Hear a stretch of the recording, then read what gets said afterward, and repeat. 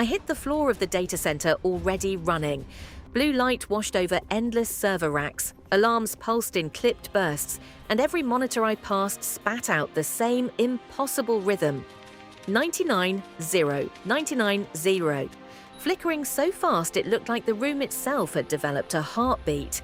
I vaulted a half-lowered security barrier, nearly lost my hat to a blast of cold air, and kept my eyes on the central terminal at the far end of the hall. If the rollover sequence reached that machine before I did, whatever was waking up in this building would finish its work.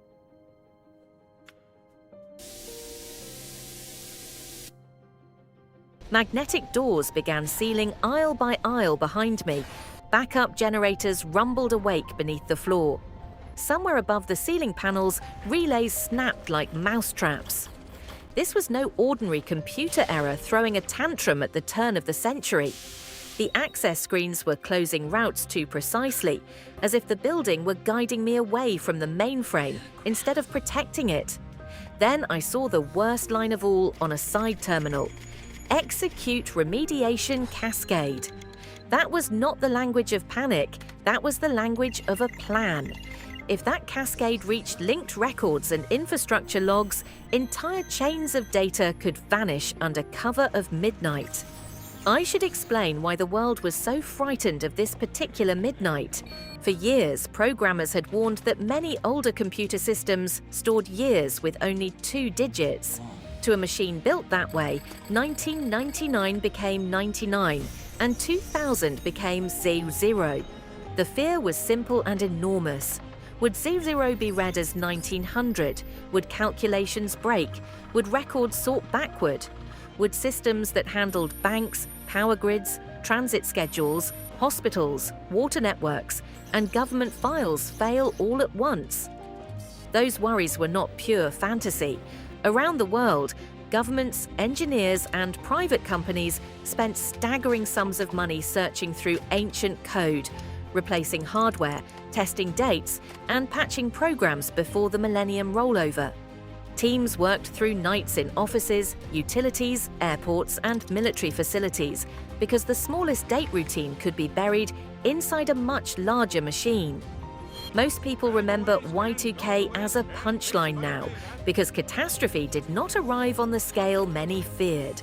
But standing in that server farm in New York, listening to warning sirens peck at the air, I can assure you the concern itself was real. And this location made the danger even more interesting.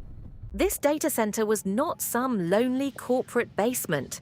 It was a critical node, one of those hidden places where sensitive records, network traffic, and infrastructure dependencies touched one another.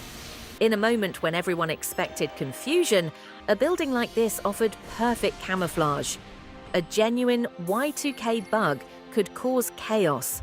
A fake Y2K disaster could hide surgery.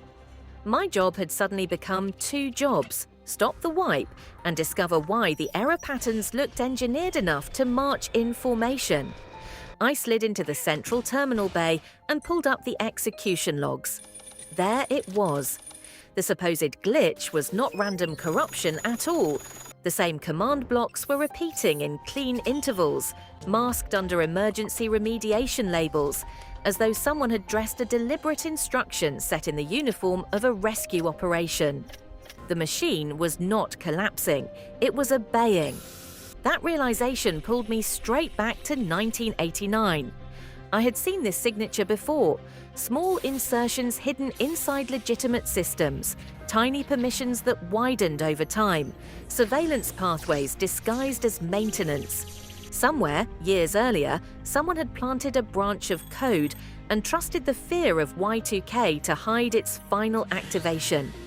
Midnight was not meant to save these systems from failure. Midnight was meant to erase evidence and install a backdoor so deep inside human infrastructure that the new century would inherit it without ever seeing who opened the door first. I checked the branch origin and my pulse quickened. The insertion had been maintained, updated, and protected for years. Worse, remote cancellation was being blocked from inside the building. Someone was still here.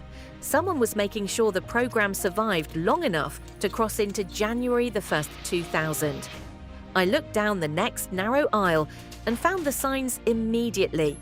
A fresh access card on the floor, an open panel, and rerouted cables still warm from recent handling.